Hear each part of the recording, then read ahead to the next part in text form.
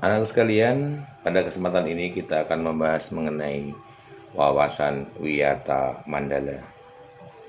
Lebih dahulu kita harus pahami dulu apa itu wawasan. Wawasan itu adalah pandangan atau tinjauan. Kemudian Wiyata itu artinya adalah pengajaran atau pendidikan. Kemudian kalau mandala itu artinya adalah bulatan, kawasan, atau bisa dikatakan dengan lingkungan. Sehingga secara luas, wawasan Wiyata Mandala adalah cara memandang madrasah ataupun sekolah sebagai lingkungan pendidikan dan pembelajaran. Jadi di sini Wiyata Mandala adalah lingkungan pendidikan atau lingkungan pengajaran.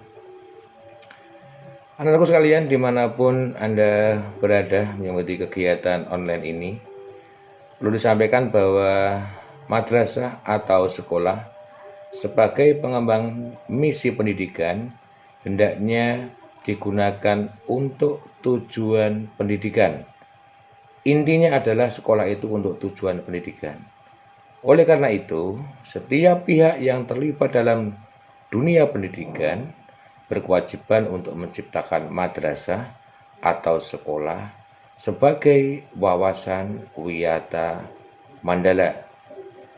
Jadi intinya sekolah itu digunakan sebagai wilayah untuk mendapatkan pendidikan sekaligus mendapatkan pengajaran. Anak-anakku sekalian, mengapa wawasan Wiyata Mandala diperlukan? Apa sih perlunya kita tahu adanya Wiyata Mandala? Perlu saya terangkan bahwa dalam usaha mewujudkan situasi dan kondisi yang aman, tentram, dan nyaman selama KBM berlangsung, tentunya ada banyak faktor dan komponen yang harus menjadi perhatian kita semua supaya kelancaran KBM agar berjalan tertib dan terhindar dari gangguan baik dari dalam maupun dari luar sekolah ataupun dari luar madrasah. Kemudian dalam hal ini diperlukan satu kesatuan pandangan, satu kesatuan keinginan yang sama dari warga sekolah mengenai eksistensi sekolah. Kemudian kesatuan pandangan inilah yang kita sebut dengan wawasan Wiyata Mandala. Jadi warga sekolah itu meliputi sekolah, kemudian guru, karyawan, siswa, dan tentunya orang tua kalian di rumah juga harus memperhatikan bagaimana sekolah itu diperlukan untuk kegiatan pembelajaran yang baik sehingga tujuan pendidikan, tujuan Anda sekolah itu bisa tercapai. Kemudian kita akan membahas mengenai wawasan Wiyata Mandala. Apa isi wawasan Wiyata Mandala? Ini yang perlu kita pahami, isinya apa saja. Yang pertama adalah isi tentang wawasan Wiyata Mandala. Sekolah merupakan Wiyata Mandala, lingkungan pendidikan, lingkungan untuk mencari ilmu, lingkungan untuk mencari pengetahuan, termasuk juga di dalamnya lingkungan untuk mencari keterampilan. Tentunya lingkungan pendidikan ini haruslah kondusif, haruslah menyenangkan, haruslah sesuatu yang menjadi impian kita bahwa kita dengan bersekolah untuk mencari ilmu yang nantinya kelak berguna bagi kehidupan kalian semua. Itu yang pertama. Kemudian kita melihat bagaimana yang kedua dari isi wawasan Wiyata Mandala adalah wewenang dan tanggung jawab penuh kepala sekolah. Jadi kepala sekolah dalam ini adalah bertanggung jawab tentang bagaimana keadaan sekolah. Karena kepala sekolah adalah penguasa di sekolah yang merencanakan bagaimana kegiatan pembelajaran di sekolah. Tentunya dalam hal ini juga ada keterlibatan Bapak Ibu guru yang nanti akan mengajar kalian di sekolah, menyampaikan ilmu tentunya dengan menyenangkan. Sehingga dengan pengajaran yang menyenangkan, kalian bisa menerima materi dengan baik, kalian bisa fokus, kalian bisa mendapatkan pengetahuan, keterampilan, kedisiplinan, dan sebagainya. Itu adalah isi wawasan Wiyata Mandala yang kedua. Berikutnya kita akan melihat apa yang ketiga dari wawasan Wiyata Mandala. Anak-anak sekalian, tentunya ketika kalian di rumah, tentunya ketika kalian harus belajar daring, kalian juga harus fokus, tetap fokus seperti halnya di sekolah. Yang ketiga adalah Wiyata Mandala itu ada kerjasama antara guru dan orang tua murid. Sekali lagi seperti apa yang Bapak sampaikan tadi, bahwa keberhasilan pendidikan mutlak tidak hanya faktor guru, faktor siswa, tapi orang tua kalian juga sangat berperan sekali dalam kegiatan pembelajaran, kegiatan yang berkaitan dengan lingkungan pendidikan. Apalagi di era new normal, di era COVID-19 ini, kalian belajar dari rumah, tentunya pengawasan kegiatan pembelajaran oleh orang tua sangatlah diperlukan. Jadi kita harus bisa membentuk waktu dengan baik, orang tua bisa mengawasi dan membantu kalian dalam pembelajaran jarak jauh.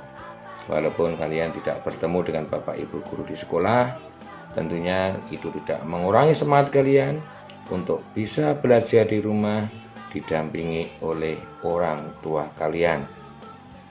Walaupun Bapak tahu bahwa di rumah itu banyak kesibukan, tetapi kalian adalah siswa yang baik, siswa yang mampu memanage waktu untuk belajar. Kemudian kita menginjak pada yang keempat, guru di dalam maupun di luar sekolah harus mampu menjunjung tinggi martabat dan citra guru. Ini anak-anak, jadi pendidikan tidak hanya fokusnya pada kalian, pada orang tua, juga Bapak Ibu guru juga akan berusaha dengan baik, berusaha berbuat baik, berusaha untuk menjadi contoh yang baik buat kalian semua. Apakah ketika Bapak Ibu guru berada di rumah, berada di sekolah, berada di mana saja dan kapan saja, guru akan berusaha untuk menjadi contoh, menjadi panutan, sehingga kalian bisa mencontoh yang baik, karena akan menjunjung tinggi martabat dan citra seorang guru. Kemudian kita menginjak yang kelima, isi wawasan Wiyata Mandala adalah sekolah sebagai Wiyata Mandala, sebagai lingkungan pendidikan, harus bertumpu pada masyarakat sekitarnya. Keberadaan sekolah tentunya tidak terlepas dari lingkungan sekitar. Ibaratnya dengan tetangga-tetangga kita. Kita tidak bisa hidup sendiri tanpa tetangga.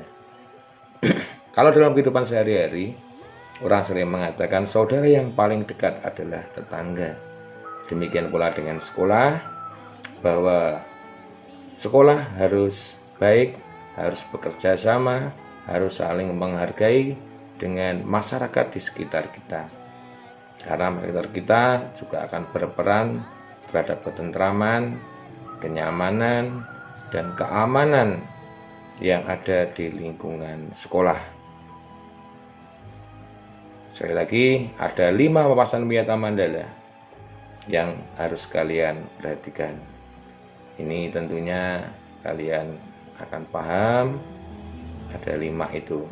Kemudian kita mengacu pada bagian yang berikutnya, anak-anakku sekalian yang saya cintai dan saya banggakan, dimanapun kalian berada, di rumah atau dimanapun ketika mengikuti pelajaran ini. Kemudian bagaimana peran siswa di dalam wawasan Wiyata Mandala? Jadi bagaimana peran kalian dalam memahami mengenai lingkungan sekolah? Yang pertama adalah berperan secara aktif setiap kegiatan sekolah yang berhubungan dengan pendidikan. Jadi kalian diharapkan punya peran yang aktif dalam kegiatan pendidikan. Yang kedua, wajib melaporkan segala gejala dan gangguan yang terjadi di sekolah kepada guru atau kepala sekolah. Kemudian yang ketiga, membantu terciptanya tata tertib di sekolah dengan mematuhinya. Kemudian yang terakhir adalah siswa berusaha untuk memanfaatkan waktu seefisien mungkin di dalam belajar. Jadi anak-anak sekalian, bahwa kalian juga harus berperan aktif di dalam wawasan Wiyata Mandala. Jadi Anda diharapkan jadi siswa yang aktif, siswa yang kreatif, siswa yang inovatif. Kemudian kalau nanti kalian sudah masuk tatap muka, kalau ada hal yang berkaitan dengan gangguan pada pembelajaran di sekolah kalian, ada kenakalan, ada anak yang nakal dan sebagainya, kalian tidak boleh menyelesaikan sendiri, harus dilaporkan kepada bapak dan ibu guru, sehingga akan tercipta siswa yang tertib, akan tata tertib sekolah, mematuhi tata tertib sekolah, menjalankan semua perintah sekolah, kemudian menjauhi segala larangan-larangan sekolah. Kalian tentunya akan jadi siswa yang baik, siswa yang disiplin, sehingga proses kegiatan belajar mengajar di sekolah itu akan terjadi dengan aman, dengan nyaman, dengan menyenangkan. Kalau kalian sekarang belajar di rumah, tentunya Anda harus bisa memanfaatkan waktu seefisien mungkin di dalam belajar.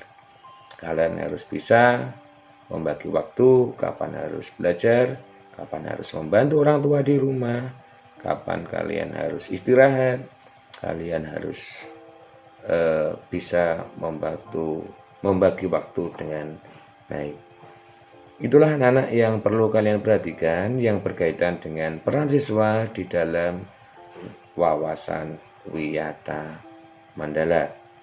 Tentunya ini tidak hanya sekedar kalian membaca, sekedar kalian mendengarkan penjelasan Bapak, tapi sebaiknya ini juga harus dilaksanakan di dalam kehidupan, di dalam belajar, di lingkungan Wiyata Mandala, lingkungan sekolah. Kemudian kita akan membahas pada bagian berikutnya, selain peran wawasan Wiyata Mandala. Anak-anak sekalian, sekali lagi Bapak mengingatkan di era pandemi corona ini kalian harus berhati-hati dalam mengadakan kegiatan sehari-hari. Jangan lupa jaga jarak, jangan lupa cuci tangan, jangan lupa tidak perlu kalian pergi jauh-jauh secara bergelombol, karena kalau kalian bisa menghindari akan lebih baik daripada nanti kalian akan terkena dampak dari virus corona. Itu anak-anak mengenai bagaimana peran siswa di dalam wawasan Wiyata Mandala. Kemudian kita menginjak pada bagian berikutnya. Kita tunggu untuk slide berikutnya, anak-anak. Kalian bisa sambil makan, boleh sambil minum, silakan. Yang penting kalian tetap fokus di dalam pembelajaran ini, dalam kegiatan pengenalan lingkungan sekolah. Oke, anak-anak, kita melihat pada bagian berikutnya. Oke, ini agak lama sehingga kalian sabar. Anak sekalian yang saya cintai dan saya banggakan, kita akan mengacu pada bagian berikutnya. Aduh, ini agak trouble, ini agak lama. Ya, silakan kalau kalian mau sambil santai-santai, sambil mendengarkan, sambil tiduran, sambil makan, sambil minum, tidak apa-apa. Yang penting kalian tetap menyimak pelajaran ini dengan baik, sehingga nanti kita semua berharap corona segera usai, kalian bisa bertemu dengan teman-teman. Berikutnya ini adalah anak sekalian, bagaimana nanti pemanfaatan fasilitas belajar yang ada sebaik mungkin dan menjaganya agar tetap dalam keadaan optimal. Ini peran siswa ini bisa memanfaatkan fasilitas.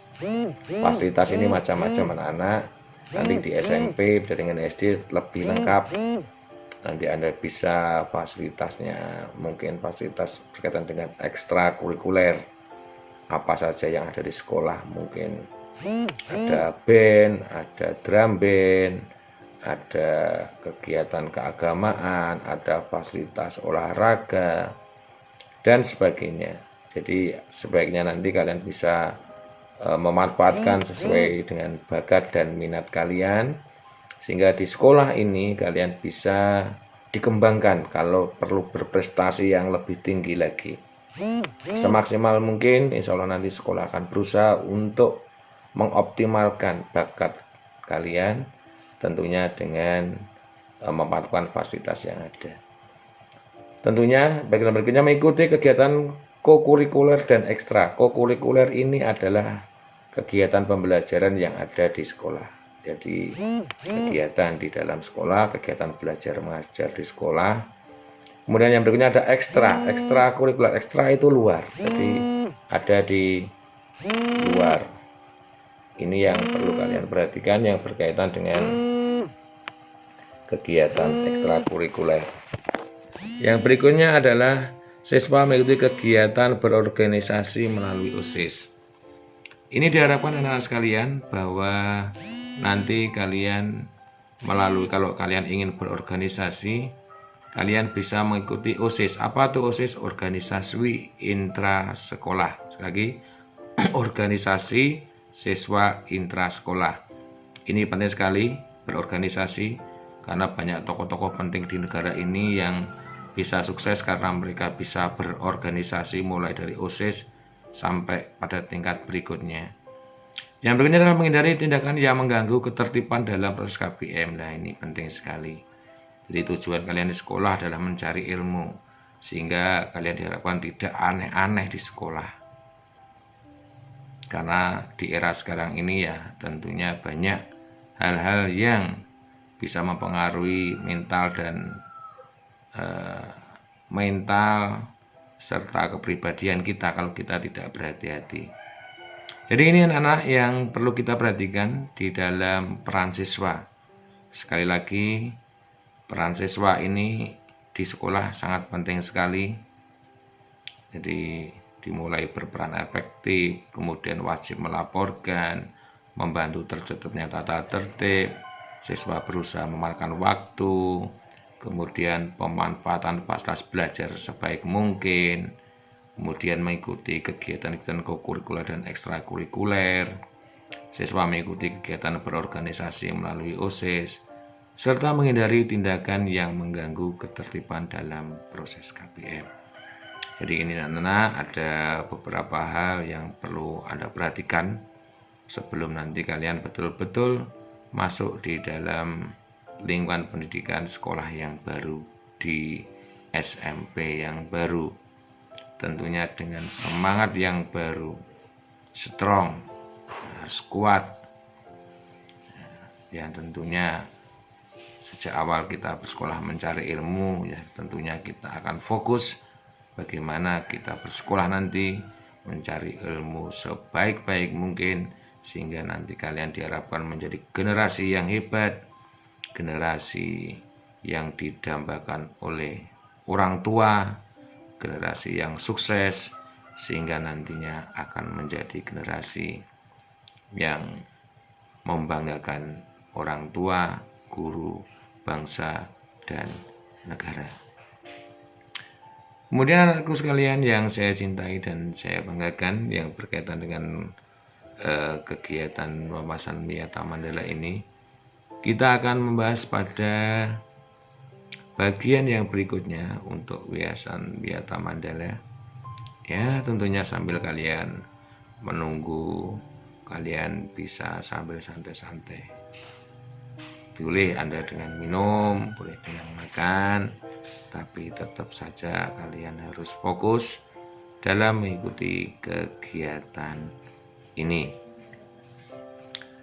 Oke, anak-anak sekalian, kita coba untuk membahas pada materi berikutnya. Ini ada e-learning. Ingat e-learning. Jadi pembelajaran dengan menggunakan itu apa? Ya, itu menggunakan teknologi. Oleh karena itu ingat, marilah kita upayakan wawasan Wiyata Mandala, sehingga sekolah dapat berfungsi sesuai dengan statusnya atau institusionalisasi, yakni melaksanakan proses belajar mengajar sehingga tercapai tujuan pendidikan yang diharapkan, atau profesionalisasi dan pembinaan kehidupan yang sehat di kalangan siswa untuk menghadapi masa depannya.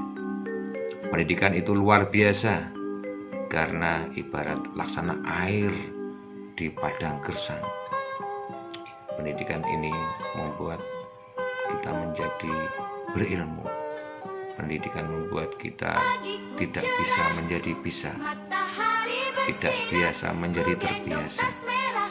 Pendidikan membantu kita memperluas cakrawala pandangan kita akan indahnya hidup dengan berbagi ilmu.